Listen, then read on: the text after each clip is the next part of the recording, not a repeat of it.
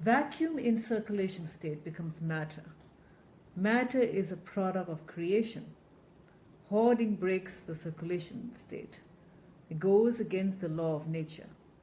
So when we circulate what we have, a greater abundance is created to keep giving as our wealth grows. This is the law of circulation. And I penned this in around middle 2015 while I was writing my first book, Through the Golden Door. And this was not something which I had thought about carefully or that I had researched on. It simply came to me as a paragraph, like a ticker tape on my forehead. Quite amazing an experience. And I thought, hey, this seems to make some sense, but I don't really know how to explain it. So I just wrote it down. It just took a couple of seconds writing it down. And I stepped back and I was stunned. And it seemed to make sense. And what I did is after that I decided to do a little bit of research. I do know my quantum physics, but I'm not an amazing expert in it. I know it more than most people. So what I did is I decided to go through that sentence and understand why the vacuum. What do you understand about the vacuum? If you could write down in the comments, what do you understand about the vacuum? The definition says that a vacuum is a state of zero energy. Is defined as having zero energy. But they found that it really is more subtle than that. Okay? I will share here that there is really no true vacuum state. There is a kind of fleeting electromagnetic waves in the vacuum and particles that appear and disappear almost instantaneously.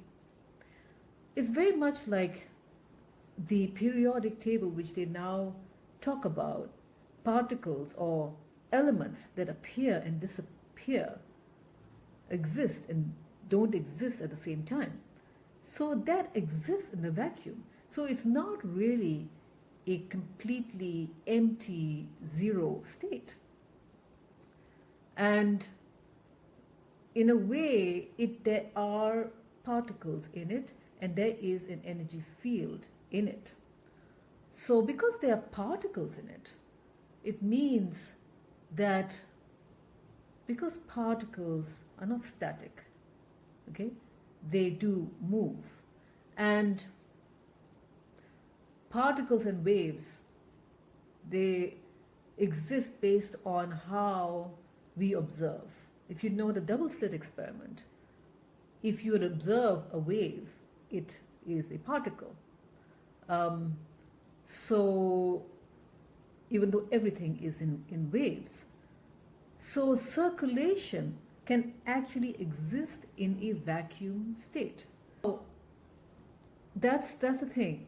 It's not truly empty and it can circulate. And when it circulates, the particles circulate, matter is created. In fact, there was an experiment in 2014 where physicists in England claimed that they discovered how to create matter from light. And what is light? Light is an assembly of waves, then particles. So this means the matter is being created from this assembly of waves. So they found by smashing light together individual massless photons, a feat that was theorized in 1934 that had been considered impossible until now. And that was 2014. So that was to prove Einstein's theory E equals mc squared. So which means that you can actually create matter from that circulation of particles, and it exists in a vacuum. So when I found that this explanation was coming through, and it was being related to hoarding in abundance, I realized that the natural state of the universe is circulation. We are supposed to circulate what we have. We are not supposed to hold on and hoard as a natural state of the way things work. That hoarding creates a stagnation and prevents creation, the process of creation. So the thing is that even at the quantum mechanics definitions, according to the universe, we are supposed to circulate. So we are supposed to be in harmony with the universe, the constructs of the universe, how God has created. So that's the thing. And I remember when this paragraph appeared to me, it was very much at a time when a very miraculous event happened. I was given something, but I held on to it, and I didn't give it, and it was taken away from me. It just miraculously disappeared. In fact, the details of this is in my book, and I don't want to disclose because it's so fantastical. It's like, what did actually happen? And it was not only myself, it was witnessed as I gave it to somebody else, and they had it, and it just miraculously disappeared because it was held onto. And I knew, as a knowing came to me, that I was not supposed to hold on. I was supposed to receive and give, that circulation. So it was at that event when this definition, this paragraph appeared. So this theory, this quantum physics theory, with the theory on abundance, that we need to circulate what we have, was coming together. But the problem is that we have this focus on wealth accumulation. Banks use that word all the time to attract customers.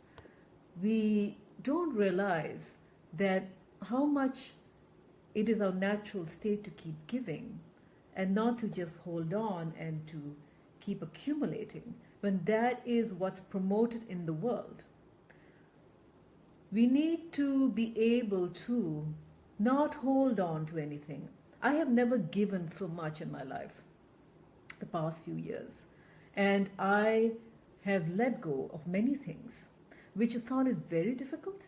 But when I realized about the law of circulation, how when I let go, more would come to me, because through the letting go and the circulation, there was a greater creation happening. So in a way, that giving was bringing me more, because more was being created, more matter, more creation was happening. And I could see that theory coming into practice, coming into reality in my own life. It's something, if we can just start practicing, and we see that God has actually framed that as a formula in the universe, the construct of the universe, and defined in quantum mechanics. If we could actually use it in our life on earth, if organizations would truly use it, when they're so busy trying to focus on accumulating the highest amount of profits, monthly, quarterly, yearly, and not truly circulating it, and understanding that circulation actually creates more. And the fundamental definition is there. How much more do we need in terms of clarification? So what I want to share is that we have the proof of it, and it is time to use it. So I welcome you to explore in your own life, and I thank you very much for joining me in this rather scientific discussion. And my website is to Tahira Amir Khan, my YouTube channel, Tahira Amir Khan. Thank you very much.